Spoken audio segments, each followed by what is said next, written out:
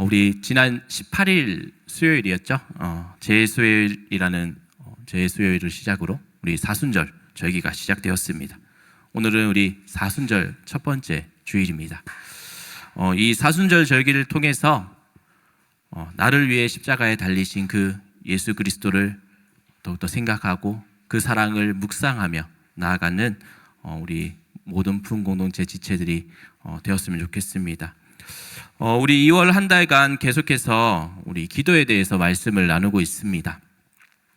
우리가 신앙생활하면서 우리가 기도를 매우 중요하게 여기지만 때로는 이 기도의 의미를 너무나 좁게 생각할 때가 많습니다. 우리가 신앙생활하면서 기도를 단순히 우리의 마음이 힘들 때 위로받는 시간, 문제를 해결해 달라고 그렇게 하나님 앞에 요청하는 시간, 혹은 하루를 정리하는 그런 종교적인 습관들로 이 기도를 생각하는 경우가 많습니다. 물론 그 모든 요소가 이 기도 안에 포함되어 있는 것은 사실입니다. 그러나 성경이 보여주는 이 기도의 모습은 훨씬 더 역동적이고 공동체적이며 선교적인 성격을 가지고 있습니다. 특별히 오늘 본문 말씀 우리가 사도행전 13장 1절에서 3절까지 말씀을 보았는데요. 이 본문 말씀을 보면 초대교회 역사에서 매우 중요한 사건이 하나 등장합니다. 어떻게 보면 이 초대교회가 더 크게 성장할 수 있는 중요한 전환점이 된다라고 할 수 있습니다.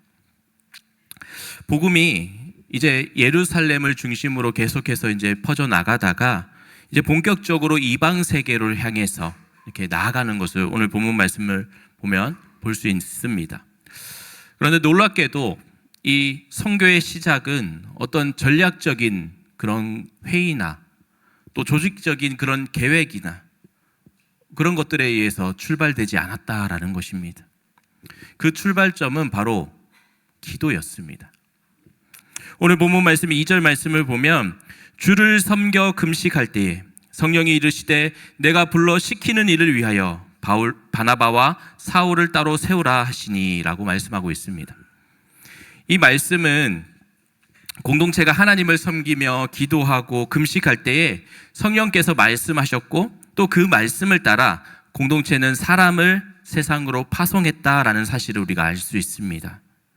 다시 말해서 기도는 이 공동체 내부로만 결속시키는 그런 시간이 아니라 세상으로 보내는 하나님의 도구가 될 수 있다라는 점이에요. 기도는 머무르게 하는 것이 아니라 파송하게 하는 것입니다. 그리고 기도는 움츠리게 하는 것이 아니라 담대히 나아가게 하는 것입니다. 우리들의 지금 이 시기 하나님 앞에서 준비하는 시기이기도 하면서 또 동시에 세상으로 파송되는 시간이라고 할 수 있습니다. 우리가 교회 안에서만 우리가 살아가는 존재들이 아니지 않습니까? 하나님은 우리를 학교로 보내시기도 하고 직장으로 보내시기도 하고 또 가정과 사회 속으로 보내십니다. 그런데 중요한 것은 어떤 상태로 우리를 보내느냐라는 것입니다. 준비되지 않은 채 그냥 떠밀려 나아가는 것이 아니라 기도로 하나님의 뜻을 우리가 분별하고 또 순종하러 나아가는 것을 성경은 이야기하고 있습니다.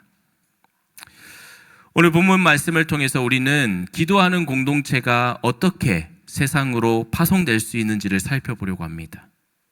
그리고 이 말씀이 오늘 우리가 살아가고 있는 우리들에게 어떤 의미가 있는지 다시 한번 묵상하고자 합니다. 가장 먼저 오늘 본문 말씀을 보면 기도로 하나님의 뜻을 분별하는 공동체의 모습을 우리가 볼 수 있습니다. 오늘 본문 1절 말씀 보면 안디옥 교회에 선지자들과 교사들이 있으니 곧 바나바와 니게르라 하는 시므온과 구레네 사람 루기오와 분봉왕 헤롯의 젖동생 마나인과 및 사울이라 라고 말씀하고 있습니다. 이 안디옥 교회의 모습을 매우 구체적으로 그렇게 기록하고 있습니다. 오늘 본문 말씀을 보면 이 안디옥 교회는 다른 교회와 다르게 다양한 배경을 가진 그런 사람들이 함께 모여서 함께 공동체를 섬기고 있었던 것 같습니다. 어떤 사람들은 유대인이었고 또 어떤 사람은 아프리카 지역의 출신이었으며 또 어떤 사람은 권력층과 다양한 배경을 가지고 있는 사람들이 많이 있었습니다. 서로 다른 문화와 경험을 가진 사람들이 한 공동체에 모여서 그렇게 하나님을 같이 섬기고 예배하고 있었다라는 것입니다. 이처럼 다양한 공동체는 자칫 방향을 잃어버릴 수 있습니다. 서로 생각들이 다르고 또 삶의 경험들이 다르기 때문에 공동체가 나아갈 길을 정하는 것은 참 어려운 일입니다. 그런데 이 안디옥 교회는 흔들리지 않았습니다. 그 이유가 그들이 함께 기도하는 그런 공동체였다라는 것입니다. 오늘 보면 2절 말씀을 보면 그들이 주를 섬겨 금식할 때에 라고 말씀하고 있습니다. 여기에서 주를 섬긴다라는 것, 이것은 단순히 예배를 형식적인 그런 행위로 한다라는 것을 의미하지 않습니다. 하나님 앞에 자신의 삶을 드리고 하나님을 중심으로 두고 그렇게 살아가는 그 태도를 의미하는 것입니다. 그들은 금식하면서 그렇게 기도했습니다. 이 금식은 하나님께 집중하기 위해서 자신의 육체적인 욕구를 내려놓는 그런 영적 결단입니다. 다시 말해서 내 계획과 욕심을 잠시 내려놓고 하나님의 뜻을 더 선명하게 듣기 위한 선택이라고 할 수 있습니다. 우리들이 살아가다 보면 수많은 그런 선택들이 있습니다. 그런 선택 앞에서 우리가 선택을 해야 할 때에 매번 너무나 그 선택이 어려워서 요즘 소위 말하는 그런 결정장애와 같은 그런 일들이 많이 발생합니다. 실례로 우리가 중국집에 가서 짜장면을 먹어야 할지 짬뽕을 먹어야 할지 그렇게 선택하고 또 고민하지 않습니까? 또 피자를 먹어야 할지 치킨을 먹어야 할지 참 선택하는 것도 참 중요합니다. 하지만 더 중요한 것은 우리가 어떤 길을 걸어가야 할지, 어떤 직업을 선택할지, 어떤 가치관을 가지고 살아갈지를 끊임없이 우리는 결정해야 한다라는 것입니다. 이때 가장 중요한 것은 나의 감정이나 상황이 아니라 하나님의 뜻입니다. 그런데 하나님의 뜻은 세상의 소음 속에서는 잘 들리지 않습니다. 하나님 앞에 조용히 머무는 기도의 시간 속에서 비로소 그 음성이 분명하게 들리기 시작하는 것입니다. 이 안디옥 교회는 중요한 결정을 내리기 전에 먼저 기도했습니다. 사람들의 의견을 그렇게 듣는 것이 아니라 먼저 하나님 앞에 그것을 묻는 시간을 가졌습니다. 그 결과 성령 하나님께서 말씀하셨습니다. 공동체가 기도할 때에 하나님께서 그 공동체의 방향을 친히 보여주신 것입니다. 이 모습은 성경 전체에서 나타나고 있습니다. 사도행전 1장 말씀을 보면 예수님이 승천하신 후에 제자들은 막막한 상황에 놓여 있었습니다. 앞으로 우리가 무엇을 해야 할지 그들은 알지 못했습니다. 너무나 답답해서 그렇게 있을 때에 흩어지지 않고 그들은 함께 기도했습니다. 우리 사도행전 1장 14절 말씀 보면 여자들과 예수의 어머니 마리아와 예수의 아우들과 더불어 마음을 같이하여 오로지 기도에 힘쓰더라 라고 말씀하고 있습니다. 그 기도의 자리에서 성령 강림이라는 그 역사가 시작된 것입니다. 또 사도행전 4장 24절 말씀을 보면 그들이 듣고 한 마음으로 하나님께 소리를 높여 이르되 대주제여 천지와 바다와 그 가운데 만물을 지으시니요 라고 말씀하고 있습니다. 초대교회가 핍박을 받을 때에도 그들은 두려움 가운데 머무르지 않았습니다. 그리고 그들은 기도를 마치고 나서 우리 사도행전 4장 31절 말씀 보면 빌기를 다하매 모인 곳이 진동하더니 무리가 다 성령으로 충만하여 담대히 하나님의 말씀을 전하니라 라고 말씀하고 있습니다. 기도는 공동체의 방향을 다시 세우는 그런 힘이 있습니다. 오늘 우리들도 마찬가지입니다. 우리는 세상 속에서 아까도 이야기했지만 다양한 선택 앞에서 우리가 있습니다. 미래에 대한 고민도 있고 관계에 대한 고민도 있을 수 있고 신앙과 현실 사이에서 갈등이 끊임없이 우리 가운데 있습니다. 그러나 기도하는 공동체는 그 방향을 잃어버리지 않습니다. 기도는 우리의 생각을 하나님께 맞추는 시간이기도 하고 또 공동체가 같은 마음으로 하나님의 뜻을 바라보는 그런 통로와도 같습니다. 기도하는 공동체는 사람의 열정이나 감정에 의해서 움직이지 않습니다. 하나님의 뜻을 분별하면서 그 뜻을 따라 움직이게 되는 것입니다. 그리고 바로 그 분별이 공동체를 세상으로 파송하는 출발점이 된다라는 것입니다. 기도는 단순히 머무는 시간이 아니라 하나님께서 공동체를 향해 새로운 사명을 열어주는 시간입니다. 또한 기도는 사람을 세상으로 파송하는 그런 공동체의 모습을 보게 합니다. 안디옥 교회가 기도 가운데 성령의 음성을 들었을 때에 그 내용은 매우 놀라운 것이었습니다. 오늘 본문 2절 말씀을 우리가 다시 한번 살펴보면 주를 섬겨 금식할 때에 성령이 이르시되 내가 불러 시키는 일을 위하여 바나바와 사울을 따로 세우라 하시니 라고 말씀하고 있습니다. 공동체가 기도하면서 하나님의 뜻을 기다리고 있었습니다.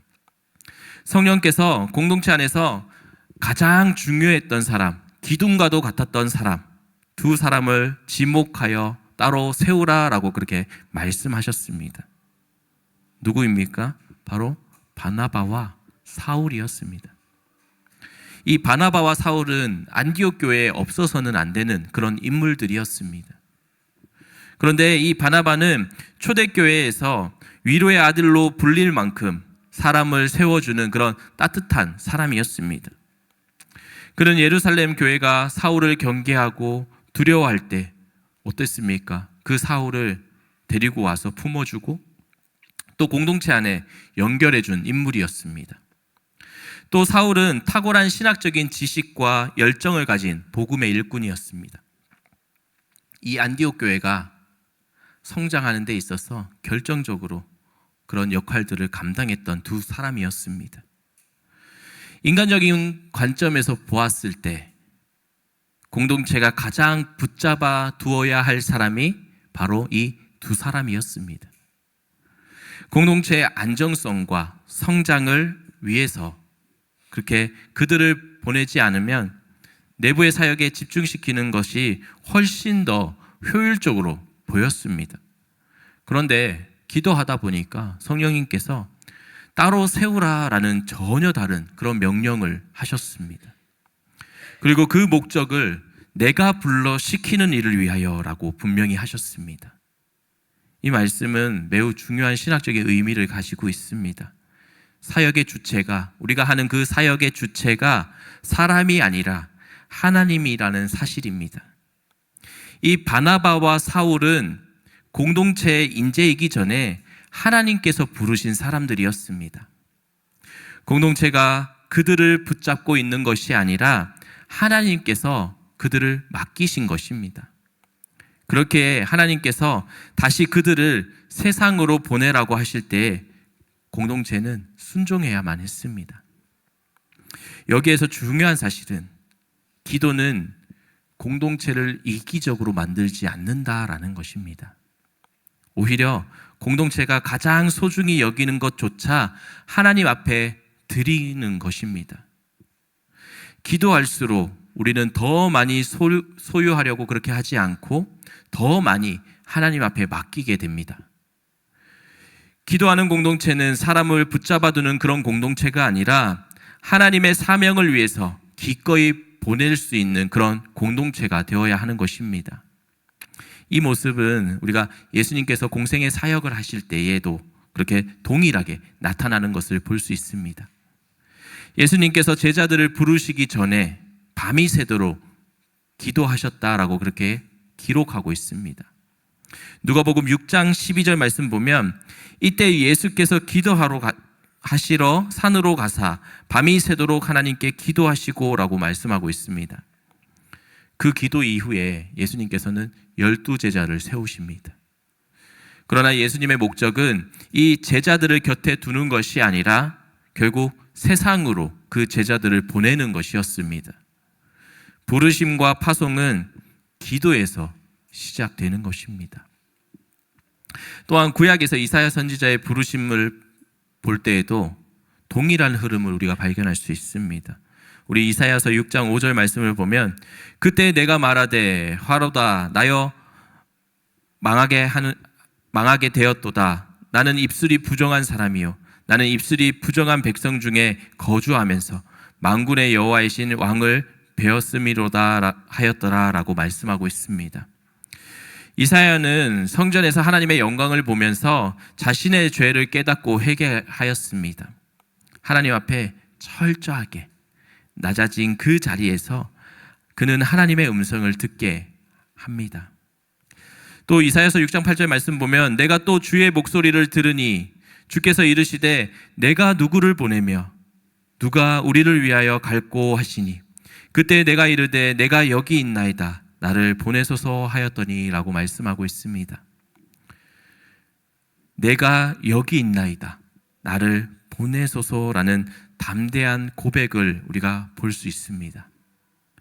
하나님을 깊이 만난 기도의 자리에서 파송의 결단이 일어난 것입니다. 우리들의 삶도 이와 같습니다. 하나님은 우리를 교회 안에만 머무르게 하지 않으시고 하나님은 우리를 세상의 다양한 현장으로 우리를 보내십니다.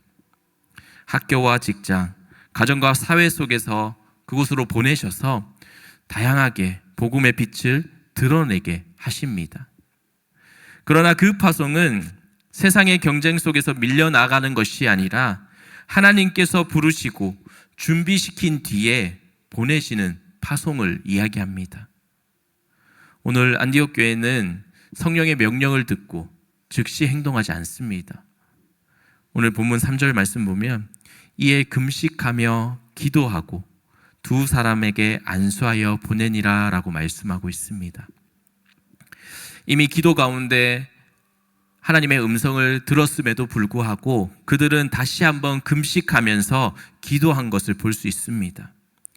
이것은 파송이 단순한 결단이 아니라 하나님께서 전적으로 하나님께 의탁하는 그런 행위라는 것을 분명히 우리에게 보여주고 있습니다. 그리고 그들을 두 사람을 불러서 그들을 불러 모아놓고 사람들이 안수합니다. 안수는 단순한 의식이 아니라 공동체의 인정과 축복 그리고 영적 권위를 부여하는 것입니다. 공동체가 한 마음으로 바나바와 사울의 사역을 인정하고 그 사명을 인정하고 그들의 사역 위에 하나님의 은혜가 함께하기를 기도하며 그렇게 파송하는 것입니다. 기도는 공동체를 하나로 묶고 그 하나된 마음으로 사람을 세상으로 파송하게 하는 것입니다. 이 장면은 오늘 우리 공동체에게도 매우 중요합니다. 우리는 종종 교회 안에서 사역만 중요하게 생각합니다. 세상 속으로 나아가는 삶을 신앙과 분리해서 그렇게 생각할 때도 있습니다. 그러나 성경은 분명하게 말씀하고 있습니다. 기도하는 공동체는 세상으로 파송되는 공동체입니다. 기도는 우리를 안전한 울타리에만 머무르게 하지 않습니다. 오히려 하나님의 나라를 위해서 세상 속으로 담대히 나아가게 합니다. 기도하는 청년은 세상을 그렇게 두려워하지 않는 것입니다. 이미 기도 가운데 우리는 하나님의 마음을 경험했기에 그렇습니다. 기도하는 공동체는 사람을 잃는다고 그렇게 생각하지 않습니다. 하나님께 맡긴다라고 그렇게 믿기 때문입니다. 하나님께서 부르셨기에 하나님께서 책임지실 것이라는 것을 신뢰하는 것입니다. 이러한 믿음이 우리 공동체 가운데 있을 때 담대히 사람을 세상 가운데 파송할 수 있는 것입니다. 기도는 공동체를 안으로 모으는 힘이 아니라 하나님의 나라를 위해서 밖으로 흘러가게 만드는 것입니다. 오늘 안디옥 교회가 그랬던 것처럼 기도하는 공동체는 결국 세상을 향해 나아가는 공동체라는 것입니다. 마지막으로 기도로 순종을 지속하는 공동체의 모습을 볼 수 있습니다. 안디옥 교회는 기도 가운데 하나님의 뜻을 분별했습니다. 그리고 기도 가운데 사람을 세상 가운데 파송했습니다. 그러나 여기서 끝난 것이 아닙니다. 기도의 역사는 파송으로 끝나지 않습니다. 그 이후에 여정을 지속적으로 붙들어주는 능력이 되는 것입니다. 이게 무슨 말이냐면 바나바와 사울이 선교지로 떠난 이후에 그들의 사역은 순탄치 않았습니다.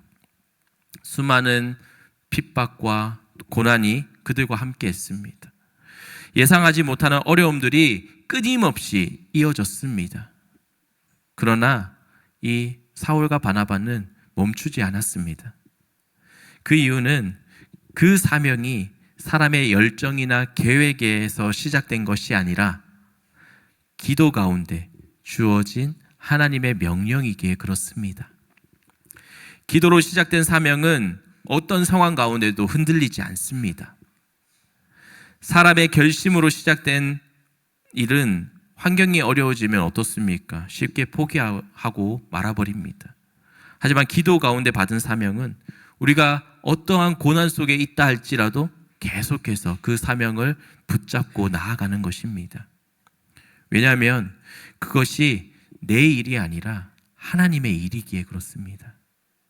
바나바와 사울은 그 선교의 여정 가운데에서도 여러 도시 가운데 다니면서 복음을 전하면서 그렇게 계속해서 여정을 보냈습니다. 하지만 그 가운데 여러 도시에서 쫓겨나기도 하고 사람들에게 오해받기도 했습니다. 심지어 돌에 맞아서 죽을 뻔한 위기도 겪었습니다. 그럼에도 불구하고 그들은 계속해서 하나님의 복음을 전하는 삶을 살아갔습니다. 바울의 삶을 보면 기도가 그의 사역을 어떻게 지속시키는 힘이 되었는지 분명히 드러납니다. 그는 빌립보에서 복음을 전하다가 감옥에 갇혔습니다. 인간적인 눈으로 볼 때에는 절망과 낙심에 빠져서 정말 다시 일어설 수 있을까라는 생각이 들기도 합니다. 그런데 사도행전 16장 25절 말씀 보면 한밤중에 바울과 실라가 기도하고 하나님을 찬송하며 죄수들이 듣더라라고 말씀하고 있습니다. 감옥이라는 그 공간 자체가 어둡고 또 습하고 또 두려움 가운데 있는 공간이지만 그들은 기도를 멈추지 않았습니다. 그 기도와 찬송이 울려 퍼질 때에 하나님께서 그 감옥 문을 여시는 기적을 보여주셨습니다. 이 장면은 보면서 우리가 기도가 사명의 시작뿐만 아니라 그 사명을 끝까지 붙들어주는 능력이 된다라는 사실을 우리가 깨닫게 됩니다. 기도는 우리가 상황이 좋을 때만 하나님 앞에 드리는 행위가 아니라 우리의 상황이 가장 어려울 때에도 하나님을 향해 드려지는 순종의 표현이라는 것입니다. 그래서 기도하는 사람은 환경에 의해 사명이 좌우되지 않습니다. 기도는 하나님과의 관계를 붙들어주기에 어떤 상황 속에서도 사명의 길을 포기하지 않는 것입니다. 예수님의 삶 가운데에도 이러한 동일한 모습들을 볼 수 있습니다. 예수님께서 십자가 지시기 전 겟세마네 동산에 올라가셔서 기도하셨습니다. 마가복음 14장 36절 말씀 보면 이르시되 아빠 아버지여 아버지께서는 모든 것이 가능하오니 이 잔을 내게서 옮기시옵소서. 그러나 나의 원대로 마시옵고 아버지의 원대로 하옵소서 하시고 라고 말씀하고 있습니다.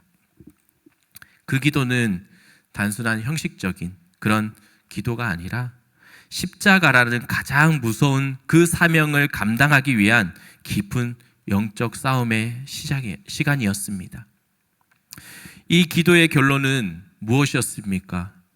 순종이었습니다. 기도는 하나님의 뜻을 알게 할 뿐만 아니라 그 뜻을 끝까지 감당할 힘을 주는 통로입니다. 우리들의 삶 속에서도 사명을 따라 그렇게 삶을 살아가는 거 참 어렵습니다. 세상은 끊임없이 우리를 다른 가치관을 우리에게 제시합니다. 신앙을 지키는 삶이 때로는 정말 손해인 것처럼 보일 수도 있습니다. 그런데 기도로 시작한 그 결단은 쉽게 흔들리지 않습니다. 기도는 우리를 하나님과 깊이 연결시켜주고 또 그 연결 속에서 우리는 세상의 압력보다도 하나님의 부르심을 더 크게 바라보는 것입니다. 또한 기도는 개인의 연약함을 공동체의 힘으로 보완할 수 있습니다. 안디옥 교회가 이 바울과 사울을 보낸 후에 그들을 위해서 계속해서 기도했을 것입니다. 공동체의 기도는 보이지 않는 곳에서 선교의 여정을 붙드는 든든한 버팀목이 되는 것입니다. 한 사람의 사역이 공동체 전체의 기도로 그렇게 지탱되는 것입니다. 이것이 바로 공동체 기도의 힘인 것입니다.